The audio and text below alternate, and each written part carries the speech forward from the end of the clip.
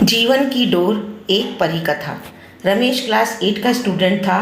जब वह क्लास में होता तो बाहर खेलने के बारे में सोचता और जब खेलने का मौका मिलता तो वह कहीं घूमने के बारे में सोचता।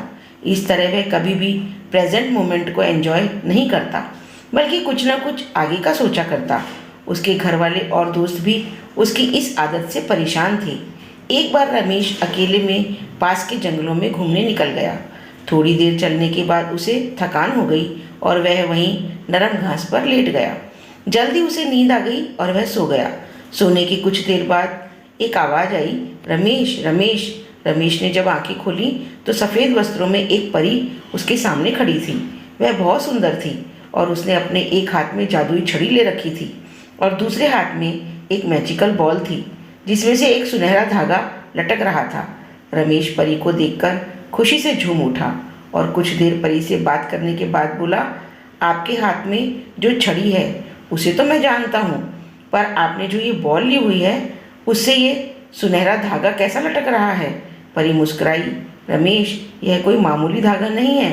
दरअसल यह तुम्हारे जीवन की डोर है।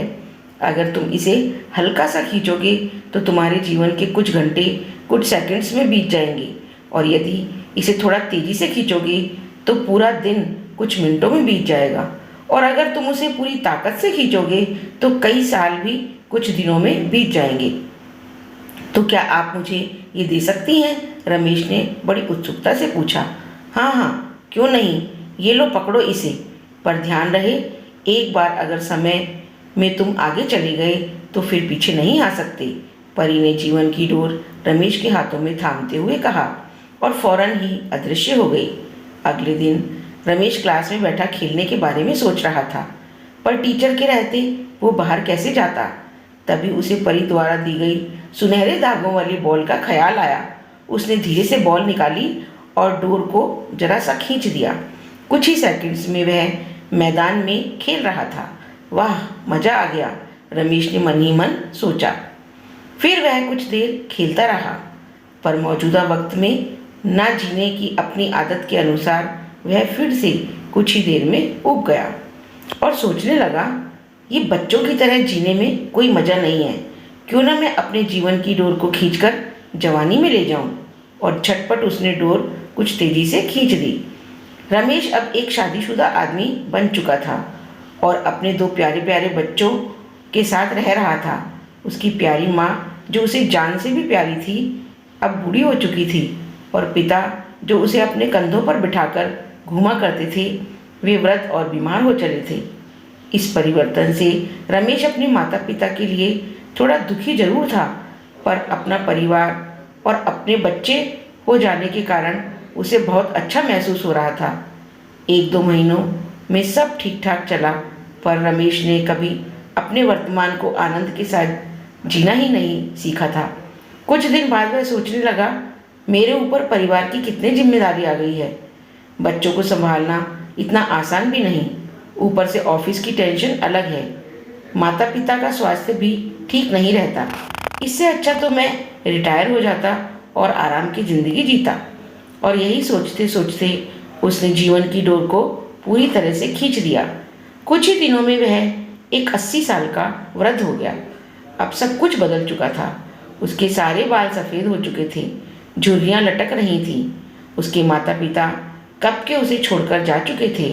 यहाँ तक कि उसकी प्यारी पत्नी भी किसी बीमारी के कारण मर चुकी थी। वह घर में बिल्कुल अकेला था। बस कभी कभी दूसरे शहरों में बसे उसके बच्चे उससे बात कर लेते थे। लाइफ में पहली बार रमेश को एहसास हो रहा था कि उसने कभी अपनी ज़िंदगी को एंजॉय नहीं किया। उसने न स्कूल डेज में मस्ती की, न कभी कॉलेज का मुंह देखा। वह न कभी अपनी पत्नी के साथ कहीं घूमने गया और न ही अपने माता पिता के साथ उसने अच्छे पल बिताए। यहाँ तक कि वो अपने प्यारे प्यारे बच्चों का बचपन भी ठीक से नहीं देख पाया। आज रमेश बेहद दुखी था। अपना बीता हुआ कल देखकर वह समझ पा रहा था कि अपनी बेचैनी और व्याकुलता में उसने जीवन की कितनी सारी अपनी छोटी छोटी खुशियों को यूं ही गंवा दिया है। आज उसे वो दिन याद आ रहा था जब परी ने उसे वो मैजिकल बॉल दी थी। एक बार फिर वह उठा और उसी जंगल में जाने लगा और अपने बचपन में जिस जगह वह परी से मिला था वहीं मायूस बैठकर अपने आंसू बहाने लगा। तभी किसी की आवाज़ आई, रमेश, रमेश। रमेश ने पलटकर देखा तो एक बार फिर वही परी उसके सामने खड़ी थी। परी ने पूछा, क्या तुमने मेरा दिया हुआ स्पेशल गिफ्ट एंजॉय किया?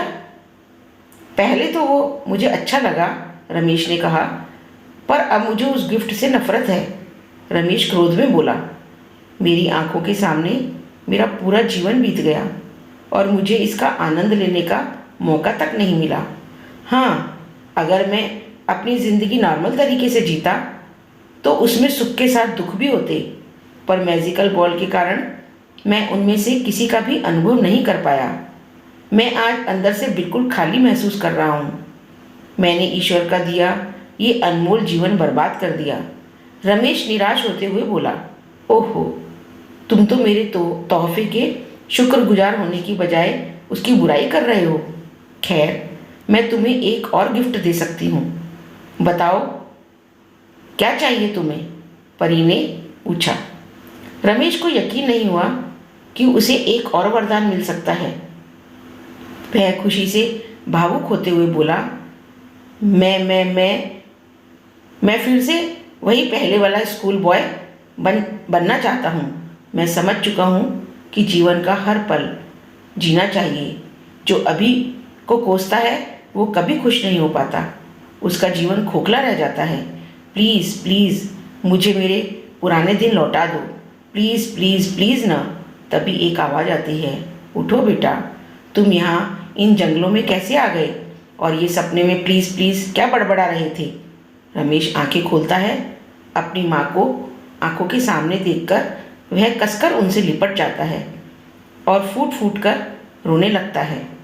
वह मन ही मन परी का शुक्रिया अदा करता है और कसम खाता है कि अब वो जीवन के अनमोल पलों को पूरी तरह से जिएगा और डे ड्रीमिंग और कल के बारे में सोचकर अपने आज को बर्बाद नहीं करेगा।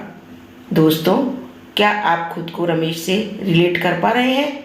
कई बार ऐसा होता है कि हम आज की खूबसूरती को सिर्फ इसलिए नहीं देख पाते क्योंकि हम एक सुंदर कल के बारे में सोचने में खोए रहते हैं, या कई बार हम जो नहीं घटा उसके घटने की चिंता में और अपने आज की चिता पर जला देते हैं, बर्बाद कर देते हैं। हमें ऐसा नहीं करना चाहिए। खुशियों के छोटे छोटे पलों को पूरी तरह जीना चाहिए। जीवन की डोर एक बार खिंच जाती है तो फिर लौटकर नहीं आती। किसी ने सच ही कहा है, बीता हुआ कल कभी नहीं आएगा और आने वाला कल शायद कभी ना आए। इसलिए आज ही अपनी ज़िंदगी जी लो, आज ही खुशियाँ मना लो। आप इस बारे में क्या सोचते हैं? कृपया कमेंट के माध्यम से अपने विचार शेयर करें और यदि कहानी अच्छी लगी तो इसे लाइक, सब्सक्राइब और शेयर अवश्य करें। Thank you.